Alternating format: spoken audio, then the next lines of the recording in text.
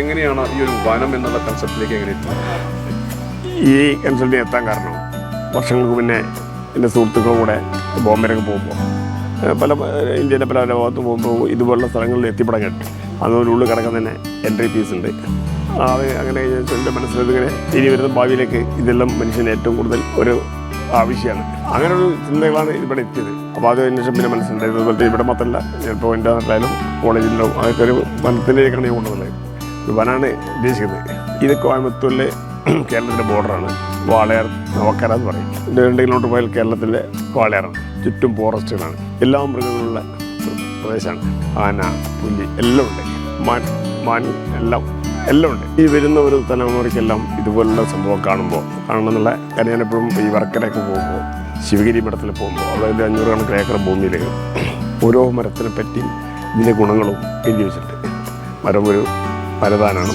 ഓരോ ചിന്തകളും അതെല്ലാം നമ്മളെ ഇങ്ങോട്ട് അയച്ചാണ്. ഞാൻ ഗുരുദേവൻ എവിടെയൊക്കെയോ ആശ്രമം ഉണ്ടാക്കിയോ ആലുവ 100 വർഷങ്ങളപ്പുറം ഏറ്റവും കൂടുതൽ മനുഷ്യന് വേണ്ടുന്ന തലമുറകൾ വർക്കല, ശിവഗിരി, ചെമ്പഴന്തി, അരുവിപ്പുറം അങ്ങനെല്ലാം അത് എല്ലാം നമുക്കൊരു കൂടുതൽ ഒരു ഇത് കിട്ടി. ഇത് ചെയ്താൽ കാലത്ത് 100 വർഷം മുമ്പ് ചെയ്ത് വെച്ച മരത്തിൻ്റെ പോയി കിട്ടി. നമ്മളെവിടെ തണുപ്പ് ഉണ്ടാകും. എൻ്റെ നാട്ടിലെ നല്ല മരങ്ങൾ, വലിയ വലിയ ആൽമരങ്ങൾ, പുളിമരങ്ങൾ ഇതെല്ലാം കാണുമ്പോൾ ഒന്ന് പോയി വണ്ടി നിർത്തി റെസ്റ്റ് എടുക്കുന്നുണ്ട്. അപ്പോൾ അത് ആ ചിന്തയാണ് ഇത് വരാൻ കാരണം. പക്ഷേ ഇത് വരാൻ പോകുന്ന വഴിക്ക് ഇപ്പോൾ ഞങ്ങളെ കോയമ്പത്തൂരൊക്കെ സീരിയസ് സിറ്റി എന്ന് പറഞ്ഞ ഒരു പരിപാടിയുണ്ട്. 10 വർഷം കൊണ്ട് അതിലേക്ക് എത്തിപ്പെടുന്ന ആളുകൾ ഒരു ലിമിറ്റില്ല.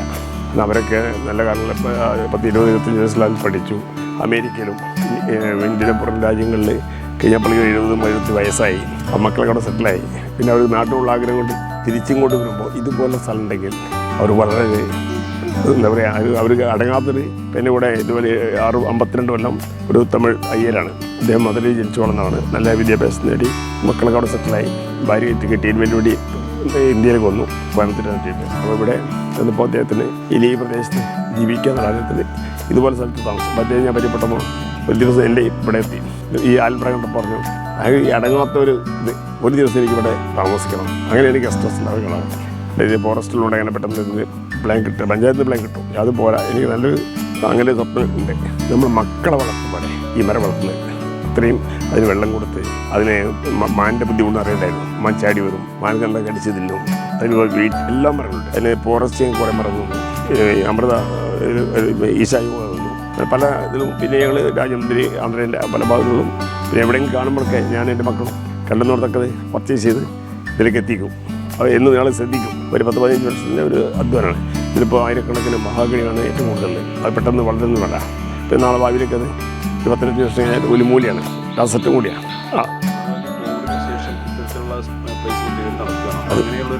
ആ കൺസെപ്റ്റ് ഉണ്ടല്ലേ, അത് പിന്നീടുണ്ടായ കൺസെപ്റ്റാണ്. ആദ്യം ഒരു വനാക്കിയെടുക്കുക, അതിൽ നമുക്കൊരു വീടുണ്ടാക്കണം. അല്ല അങ്ങനെയൊക്കെ കുറച്ച് പശുക്കൾ, അങ്ങനെ ഒരു പശുക്കൾ, അങ്ങനെ ഇതാണ് മനസ്സിലുള്ള ആഗ്രഹം. കോൺക്രീറ്റ് കെട്ടിൽ കുറയും, കൂടുതൽ ഉണ്ടാകാൻ പോകില്ല, ഉണ്ടാക്കാനുള്ള ആഗ്രഹമില്ല. അതിൽ നിന്ന് കിട്ടുന്നൊരു സുഖമുണ്ട്. ഈ കാറ്റും ഈ ആൽമരത്തിൽ എത്ര മണിക്കൂർ വന്നിരുന്നാലും. അതുപോലെ തന്നെ ഞങ്ങൾ ഏറ്റവും കൂടുതൽ മുളകൾ, ആയിരക്കണക്കിന് മുളകളുണ്ട്. വ്യത്യസ്തമായ മുളകളാണ്. ഇന്നിപ്പോൾ സൂര്യ ഒരു ഫാക്ടറി ഇല്ലെന്ന് ഈ മുള ഉണ്ടാക്കുന്നത്. ദിവസം 8 ലക്ഷം പ്രൊഡക്ഷൻ ഉണ്ട്. അതൊക്കെ നല്ല റേറ്റും ഉണ്ട്. സാധാരണ ഒരു യെല്ലോ മുള ഒരു 4 ഉണ്ടെങ്കിൽ 2000-3000 റേറ്റ് ഉണ്ട്. ഇപ്പോൾ ഒരു 5 വർഷം മുന്നേയൊക്കെ ഒരു 300 രൂപ കിട്ടുന്നതാണ്. എല്ലാവരും മരം വയ്ക്കാൻ തുടങ്ങി. മരമല്ല, ഇപ്പോൾ തന്നെ നഴ്സറി, ഗാർഡൻ എല്ലാ വീട്ടിലും. അപ്പോൾ അതുകൊണ്ട് ഇനി വരുന്ന തലമുറയ്ക്ക് ഇത് വലിയ ഗുണം. അങ്ങനെ ഇത് കണ്ടേ, വെള്ളം ഈ ഡാമിൽ വെള്ളം കെട്ടി. കോവിഡിന് ശേഷം ഇന്ത്യയിൽ മാത്രമല്ല, ഇന്ത്യയിൽ നിന്ന് നമ്മുടെ ഗ്രാമങ്ങളിലൊന്നും ഇങ്ങനെ റിസോർട്ടുകൾ ഉണ്ടായിരുന്നില്ല. ഇപ്പോൾ നമ്മളെ മലപ്പുറം ജില്ലത്തിലെടുത്താൽ കക്കാടംപുഴ, വയനാട് മാത്രമല്ല, പിന്നെ ഞങ്ങളുടെ ഭാരതപ്പുഴൻ്റെ ചുറ്റും, പിന്നെ അവിടെ പഴയ കാലത്ത് 100 വർഷം മുന്നിലുള്ള ഈ പല മനകളും വീടുകളും ഇപ്പോൾ പുഴവക്കത്ത് കാണുന്ന പല ഭാഗങ്ങളിലും ഇതുപോലെ ബർത്ത്ഡേ പാർട്ടി എല്ലാം ഇത് ഒരു നിലമ്പൂർ വഴിക്ക് വരുന്ന ഏറ്റവും വലിയ പുഴ. ആ പുഴയിലൊക്കെ സൈഡിലും തുടങ്ങി. അപ്പോൾ ഈ പുറം ലോകത്തേക്ക് അല്ലെങ്കിൽ ഈ പഠിപ്പ് വന്നതിന് ശേഷം, നമ്മുടെ മൊബൈൽ വന്നതിന് ശേഷം 20 വർഷം കൊണ്ടുള്ള മാറ്റം ഒരു ഭയങ്കര മാറ്റമാണ്. അപ്പോൾ അതിലേക്ക് നമ്മൾക്ക് ചെയ്യാൻ കഴിയുന്ന ഒരു കാര്യം, ഇങ്ങനെ കാര്യങ്ങളൊക്കെ ചെയ്യുമ്പോൾ നമുക്കത് ഭാവിയിലേക്ക് ഒരു വരുമാനമാവും. പിന്നെ ഏറ്റവും വലിയ തന്നെ കുറേ ആളുകളിലും സീനിയർ സിറ്റീസിൽ നിന്ന് പ്രായം ചെല്ലുമ്പോൾ താമസിക്കാനും അവർക്ക് ആ കാറ്റുകൊണ്ട് ഒരു 5 ലക്ഷം കൊണ്ട് അവരുടെ ആയുസ് നീട്ടിക്കിട്ടാനും നല്ല പ്രകൃതിയുള്ള ഭക്ഷണം ഉണ്ടാക്കാം. ഇത് ഇവിടെയൊക്കെ ഭക്ഷണം ഉണ്ടാക്കുന്ന തോട്ടങ്ങളാണ്. അപ്പോൾ നമ്മൾ വേണം നമുക്കുണ്ടാക്കുന്ന സ്ഥലമുണ്ട്, വെള്ളമുണ്ട്, മണ്ണുണ്ട്. അപ്പോൾ നല്ല വിഷമില്ലാത്ത ഒരു ഭക്ഷണം കൂടി ഈ വരുന്നവർക്ക് നമ്മൾ 100 ചെയ്യാൻ കഴിയുന്ന വലിയ പുണ്യേരി ഞാൻ കാണണം. പണം ഉണ്ടാക്കലും മാത്രമല്ല സമ്പത്ത് മാത്രമല്ല. പല രാജ്യങ്ങളിലും പോകുന്നുണ്ട്. ഒരു പക്ഷേ ഇതിനു വേണ്ടി പഠനം നടത്താൻ അതെല്ലാം ഇവിടെ പ്രയോഗിക്കാറുണ്ടോ? അല്ല, അത് വാങ്ങാൻ എൻ്റെ ജീവിതത്തിൻ്റെ പുറം ലോകങ്ങൾ കാണുന്നതാണല്ലോ. ഏത് രാജ്യത്ത് പോയാലും ഇപ്പോൾ എനിക്ക് കാഞ്ഞിരപ്പള്ളി തിരുവല്ല അവിടെ പോകുമ്പോൾ അവരുടെ 100-200 വർഷങ്ങൾ മാംഗോ സ്റ്റേപ്പ് ഫ്രൂട്ട്സ് പറഞ്ഞാൽ അവരുടെ പൂർവികന്മാർ കൊണ്ടുവന്ന് നട്ടുള്ളത് ഞാൻ കാണാറുണ്ട്.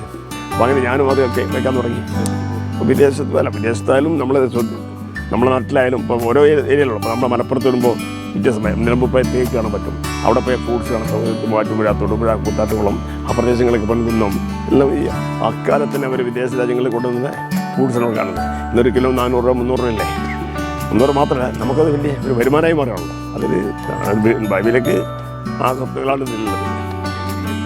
കാണുന്ന ആളുകൾക്ക് എത്ര സമയം എടുക്കും ഇനി ഇത് പറഞ്ഞ ബാലേട്ടൻ്റെ ഈ സ്വപ്ന പദ്ധതി യാഥാർത്ഥ്യമാകാൻ എത്ര സമയം എടുക്കും?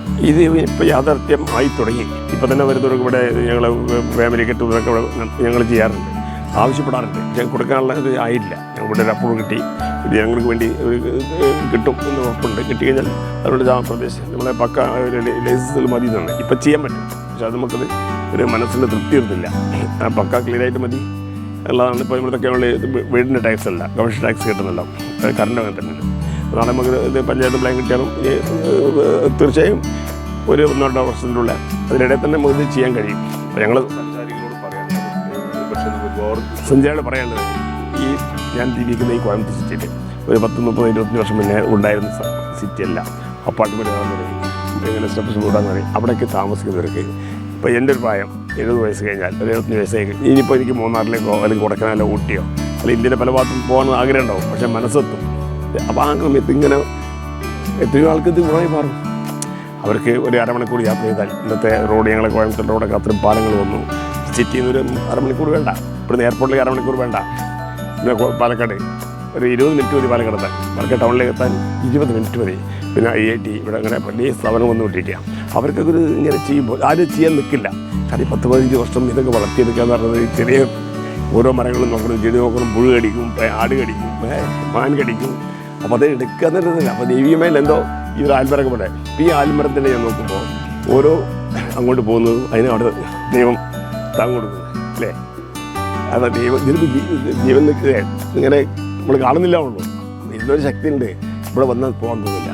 ഞാനിപ്പോഴും ഇതിൽ വന്നാൽ പിന്നെ എൻ്റെ നേരിടുണ്ടാവും കൂടെ. ഞങ്ങളൊരുമിച്ച് 6 മണിക്ക് വന്നാൽ 2 മണിക്കൂറിലേക്ക് ചിലവഴിച്ച് പോയി അന്ന് കിടക്കുമ്പോൾ ഞാൻ ശ്രദ്ധിക്കാറുണ്ട് 1 മണിക്കൂർ ഉറക്കാദ്യം കിട്ടും. കാരണം ആ ശരീരത്തിൽ കിട്ടുന്ന തണുപ്പ് ഒരു ലിമിറ്റ് കൂടും. ഊട്ടി നമുക്ക് പറ്റാത്ത കൂടുതൽ തണുപ്പ് ഇവിടെ അല്ല. ഒരു ലൈറ്റായ ആ തണുപ്പ് നമ്മുടെ ശരീരത്തിൽ കിട്ടുമ്പോൾ മാനസികമായി സുഖം. ആ ഓക്സിജൻ നമ്മൾ കിട്ടുന്നുണ്ടാവും. കാരണം ഇവിടുന്ന് ഇവിടെ കോവിഡ് സമയത്ത് ഇവിടെ ഉദ്യോഗസ്ഥന്മാർ വളരെ ക്യാമ്പുണ്ടാകുമ്പോൾ ഇവിടെ വരും, ഭക്ഷണം കഴിക്കാൻ, റെസ്റ്റ് എടുക്കണം. അപ്പോൾ അവർ പറയുന്നത് ഇവിടെ 30% ഓക്സിജൻ കൂടി കിട്ടും. 1 കിലോമീറ്റർ വന്നാൽ ഇതിനുള്ളിൽ ഇറങ്ങുമ്പോൾ 30% ഓക്സിജൻ കുറയുന്ന പറയുന്നത്. ഒന്നാമത്തെ മുളകളാണ്, ആൽമരാണ്, എല്ലാം ഇതിന് വേണ്ടതാണ്. കുടുംബത്തിൻ്റെ കുടുംബം നല്ല സപ്പോർട്ടാണ്, നല്ല സന്തോഷം അവർക്കും. അതേ പറഞ്ഞാൽ ഇത് ലാഭം മാത്രമല്ല, നമുക്ക് വരുന്ന വരുമാനത്തിന് ഒരു വരുമാനത്തിലേക്ക് മാറ്റി വെക്കുന്നത്. ഇതിൽ അത്യാവശ്യത്തിനൊക്കെ നേരത്തെ വരുമാനം ഉണ്ടായിരുന്നു, ഞങ്ങൾ നിയന്ത്രണമായിട്ട് വരുമാനം കിട്ടിയിരുന്നു. പിന്നെ അത് മാറ്റി വെച്ചു. വലിയ അങ്ങനെ ചിലവില്ലല്ലോ. ഇവിടെ തമിഴ്നാട് വെള്ളം, കറണ്ട് ഫ്രീ ആണ്, ഇതെല്ലാം ഫ്രീ ആയിട്ട് വന്നപ്പോൾ എല്ലാം ചെയ്യാൻ കഴിഞ്ഞില്ല. അതുപോലെ തന്നെ അല്ല അതിലും സർപ്രൈസ് ചെയ്തു. കാരണം ഞങ്ങളെ തമിഴ്നാട്ടിലൊക്കെ ഇത് ഒരു കാവൽ ദൈവം. കൃഷി കഴിഞ്ഞാൽ ഈ ഗ്രാമങ്ങളിലൊക്കെ നമ്മുടെ നാട്ടിലുണ്ട്, തമിഴ്നാട് മാത്രമല്ല നാട്ടിലുണ്ട്. ആ ഒരു ഇത് അവർ കൃഷി കഴിഞ്ഞാൽ ആ ഒഴിക്കുന്ന ഒരു സംഭവമാണ്. ആ ദൈവത്തിന് ഒരു ഇത് കൊടുത്ത് ബലി കൊടുക്കുക, അങ്ങനെ ചെയ്തൊരു കാര്യങ്ങളാണ് ചെയ്തു കൊണ്ടിരുന്നത്. പക്ഷേ ഞങ്ങൾ ഈ ആൽമരം വന്ന സമയത്ത് എന്ത് ചെയ്യുന്നു അപ്പോൾ ആ മനസ്സിൽ തോന്നി. അപ്പോൾ ഒരു ചർച്ച ചെയ്യുന്ന ആളുകളുണ്ടല്ലോ, അവർ പറഞ്ഞ് അത് അപ്പുറത്തേക്ക് ഞങ്ങളെ സ്ഥലത്ത് തന്നെ എൻ്റെ കൊണ്ടുവച്ചു. പിന്നെ നമ്മളെ ഹിന്ദു ആചാരപ്രകാരമുള്ള ഇതൊക്കെ ചെയ്ത് നോക്കുമ്പോൾ അവർ പറഞ്ഞു ഇങ്ങനെ ഒരു സംഭവം ഉണ്ടായിരുന്നു, അത് നിങ്ങൾ എന്ത് ചെയ്തു ചോദിച്ചു. ഞങ്ങളത് നശിപ്പിച്ചില്ല, ഞങ്ങൾ എന്നത് ഡെവലപ്മെൻറ്റ് ചെയ്യണം. ഡെവലപ്മെൻറ്റ് ചെയ്തു മറ്റുള്ള പോലെ എന്താണോ അതിൽ ചെയ്യേണ്ടത് അതേപോലെ തന്നെ. അതിനുശേഷം ഭയങ്കര അഭിവൃദ്ധി പെട്ടെന്നുണ്ടായി. നമ്മളെല്ലാവരും വിശ്വാസമാണല്ലോ അതെല്ലാം അല്ലേ. ഓരോ മനുഷ്യർ വ്യത്യാസം പ്രാർത്ഥന എത്തിപ്പെടുന്നില്ലാണ് ദൈവത്തിലേക്കാണ്. അപ്പോൾ ആ വിശ്വാസം ചെയ്തു. അതുപോലെ ഇനിയും നടക്കുന്നുള്ള ഉറപ്പാണ്.